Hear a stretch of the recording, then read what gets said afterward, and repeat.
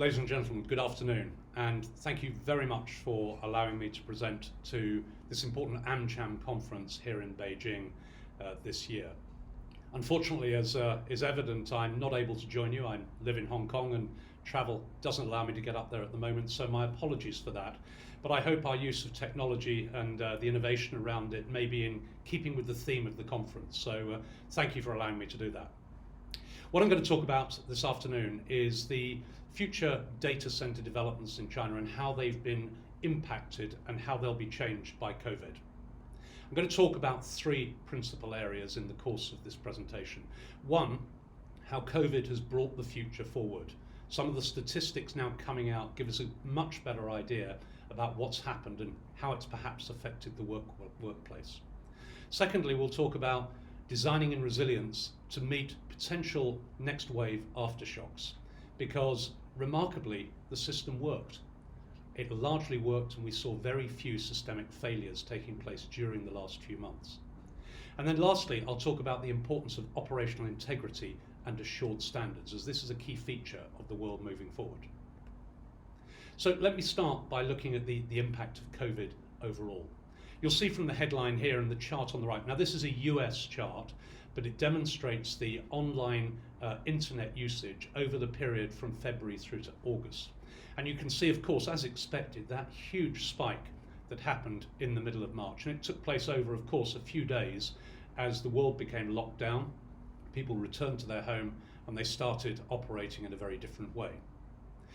The important element is that after that spike, it started to ebb as the weather got warmer, as people started to go back to work and the economy started to open up. So from around May, there was a drop back. But the continuity, as you'll see on the right-hand side, is a significant, perhaps 15% on average step up. And this is maybe just the new way of people working that's coming through. One of the things that's interesting that you'll see from one of the next slides is also it's changed a little bit the way that we were working. All of us have got very used to operating on handheld devices, on the phones, and using apps. But actually, when people found themselves at home, the size of the small screen led them to reusing their laptops and their desk-based PCs so that they could get a better experience. And that's been reflected in some of the statistics that have come through. So have we seen a mind shift to a new way of working? Well, I certainly think it's brought forward the future in some ways, because people have got used to working remotely. Companies have got over some of the fear factor of people working remotely. We just don't think it's going to go back to the way things were anytime soon. If you look, however, at some of the individual apps and platform applications, the one that's most notable, of course, you'll see on the left-hand side here, is the Zoom results, which literally took off. And I'll give you some stats later in terms of quite how much they saw their business increase. But the same was true in respect of Google Classroom, Microsoft Teams, Google Hangouts. And on the right-hand side, some of the applications like Netflix, YouTube, and Facebook also, seeing, as you'll see on those charts on the right, greater use of the platform and not such great increase in use of the applications on the mobile devices. But let's put some of the bigger figures into play, because these rather raise the eyebrows in respect of records that have been broken all over the world. We saw two things happening. One, sheer increases in the number of people using various applications, but also, very importantly for broadband network connectivity, a big shift in the use of in the applications used by power users, people consuming a terabyte or more of data, moving from under 5% to 10% and more since these measurements came through. But some of these numbers are worth just dwelling on for a moment. On April the 4th, the Americans consumed 50,000 years in time of streaming media on just that one day. And that's mind-boggling amounts of content that's being transmitted. We've seen the same in business terms with Google Meet, a record of 3,900 years in sessions in a single day. Now, others have different measures. Microsoft comments on its 2.7 billion meeting minutes in one day, AWS focusing on revenue, Microsoft again focusing on cloud use. But there have also been some step changes. Zoom is, of course, one example, which saw an extraordinary 2,900% increase in the number of participants since December last year. And the one I skipped over, Disney Plus. very fortunate in launching as it did a little ahead of the markets and the COVID impacts, being now 4 years ahead, they say, in their internal projections. So great opportunities have been grasped by many of the tech firms. And as you'll see on the right-hand side, the international, the Chinese, the various different platforms and applications have all seen extraordinary shifts in quarterly usage, which are those figures on the right. So is this something which was an American thing or a European thing or a Chinese thing? Well, actually, it's been a global feature. The pandemic has reached every corner of the planet these days, and all of the advanced economies have suffered in terms of the need to do things differently. If we look at technology use in the main areas that, of course, we're platform dependent these days, news streaming, film streaming, messaging services, social media, the like, we see that the worldwide growth has been from the mid-teens to the high 30s in percentage terms over that period. The US, a little lower than China, but China has been breaking all of the records on the right-hand side. And that's a function, I think, of the way we use the internet here in China, the way the applications have developed and society is much more embedded around its use, but also because we're seeing a fundamental continued underlying increase. 900 million people online in China today, increasing at a continuing rate up towards the 1.4 billion population that we serve here in the country. So what does this mean if we look at the infrastructure and the associated requirements? What can we learn? Well, I think a few things. Firstly, this increased internet usage that we've seen forced the broadband and telecoms providers around the world to have their teams work around the clock to optimize, to manage risks, to deal with the inevitable issues that would arise. And frankly, they did amazingly well. They did amazingly well, I believe, because there has been firstly capacity in the system, but also because in aggregate, the organizations did what they needed to do and the systems performed in a way that was quite extraordinary. As a consequence, there's going to be some big bonuses that are paid. There's going to be some very happy people because the revenues for the broadband providers, the network providers, have shot up, of course, over this intervening period. Business has been the main dependent requirement on this, and upstream broadband use, that's video conferencing and calling and the like, we saw increase much faster than downstream use, the more social aspects perhaps of streaming and gaming when people are relaxing at home. But impressively, the internet worked. The infrastructure worked. There were no noticeable, scalable or significant outages that caused businesses to have crises or hospital systems to fail or governments to be under threat. And that's despite the surge. Now, partly it's because the surge was of the level that I identified, around 25% rather than 100% or 200%. And very much because the tech world has been growing and planning for growth. And therefore, many of the providers usually have a year or more additional capacity built into their networks. That's fine, and that's worked well this year, thank goodness. But actually, the cushion has been eroded. And the key question is how quickly can we build up that cushion just in case there's another spike or there's another wave, or heaven forbid, there's another global different challenge that we all have to face. But of course, we need to remember that the world isn't about COVID. The world has been focused on business as usual, and business as usual here in China has been extraordinary in recent years.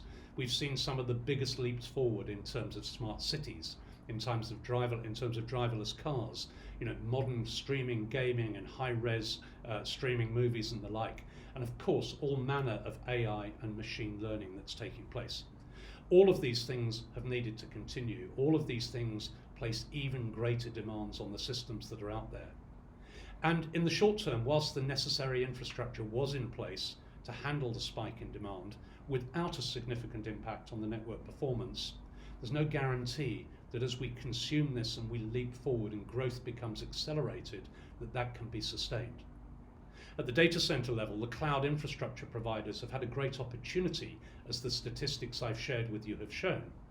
But needing additional compute, storage and bandwidth now also comes, I think, with a new perspective that I want to spend a moment reflecting upon. Because scaling the systems but being absolutely certain they're going to work has increased in emphasis as a consequence of COVID. Future demand and concerns about repeat spikes mean that the boards of your companies, of your customers, are going to want to know that things are going to work in the right way. One of the things our business as Chayora has done is, we hope, emerged in a fortunate position in respect of the whole COVID experience. We set out to achieve and anticipate the direction that China has been going in, moving to higher density performance environments, higher quality operations, and recognizing that the lessons we'd learned in other parts of the world have led to a shift to value as opposed to buying on the basis of cost. Our campus, and we have a hyperscale campus, one of the biggest that's being constructed just 100 kilometers or so from where we are today, which will deliver around 25,000 racks on the 80-acre, 32-hectare site that we have. As the master plan shows there, we're anticipating 6 hyperscale data centers, some smaller high-performance computing facilities, and enormous numbers in every other measure, kilowatts per rack, power supply in total terms. But the reason for putting this up is really to perhaps share the direction we anticipate the market going in.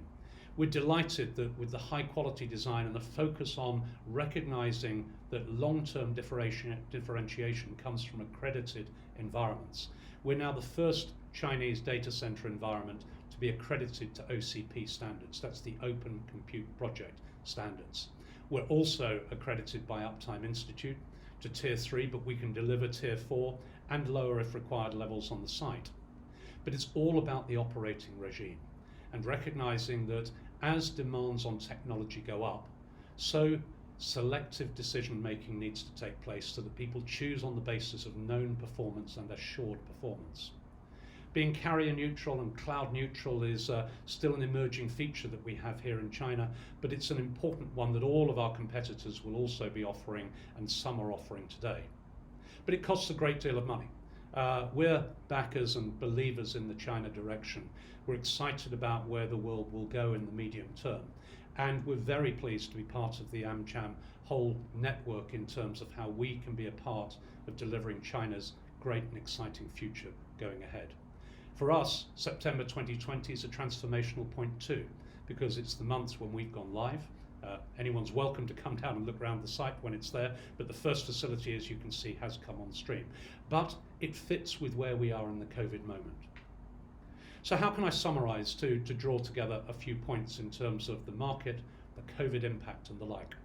Well, firstly, let's just reflect for a moment that had COVID happened 10, maybe 20 or more years ago, what a different experience that would have been.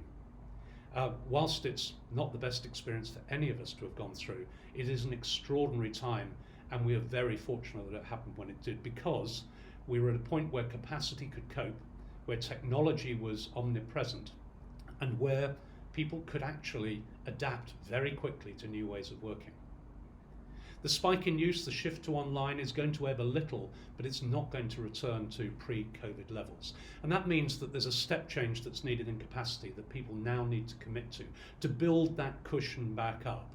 And buyers of technical and digital infrastructure want to be assured of scalability, of course, but they want to be assured of operational integrity and assured quality as much as anything. We're all, any of us today who report to boards or investors in respect of technology, we're in the spotlight.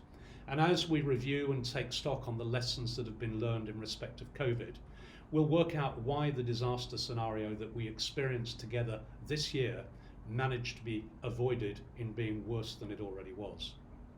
Those strategic reviews, I think, are going to see to a greater investment for all of us in technology, a greater shift to higher validated and certified quality. And our view in respect of data centers is that the analysis and evaluation of data centers that perform, those with operational integrity and assured standards that will deliver premium value to users and higher investment yields to investors, will stand out. Environments without the certified assurance, unfortunately, will also stand out. They'll be seen as too risky, they won't be part of the next life cycle, and I think we'll all benefit as a consequence of that shift to a new quality future.